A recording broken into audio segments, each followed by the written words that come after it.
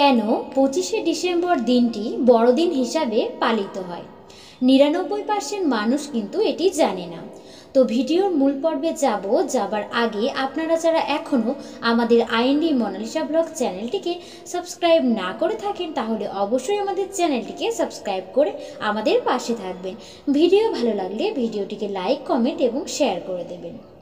25শে December গোটা বিশ্বজুড়েই পালিত হয় ক্রিসমাস ডে। এই দিনটিকে যীশুখ্রিস্টের জন্মদিন হিসাবে ধরা হয়। যদিও বাইবেলে যিশুর জন্মের কোনো তারিখ উল্লেখ নেই, তবে বহু ইতিহাসবিদদের মতে 24শে ডিসেম্বর রাতে বেথেলহেমের এক গোশালায় কুমারী মা মেরির কোলে জন্ম হয় যিশুর। প্রতি বছর 25শে ডিসেম্বর দিনটিকে যিশুর জন্মদিন হিসাবে পালন করা হয়। বলা হয় বিশ্ব থেকে হিংসা ভেদাভেদ মুছে ফেলতেই জন্ম হয়েছিল তার।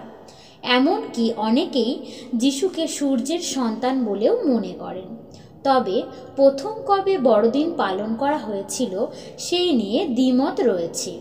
পঞ্জিকা ঘিরেও বিভিন্ন জায়গায় আলাদা আলাদাভাবে পালিত হবার তথ্য রয়েছে। জুলিয়ান দিনপঞ্জি অনুসারে 7ই জানুয়ারি বড়দিন হিসাবে পালন করা হয়। প্রাচীন রোমানরাও ছিলেন প্রকৃতির পূজারী, তাই অনেকেই ভাবেন এই রোমান পেগানরাও যাতে উৎসবে মেতে উঠতে পারেন সেই কথা ভেবেই 25শে ডিসেম্বর পালন করা হয় বড়দিন। কিন্তু এই তথ্যে স্বীকৃতি দেয় না ইতিহাস। ইতিহাস বলে খ্রিস্টানরা পেগান ধর্মকে বিশেষ গুরুত্ব দিতে চায়নি, এর থেকে সবসময় একটু দূরত্ব থাকার চেষ্টা করেছে।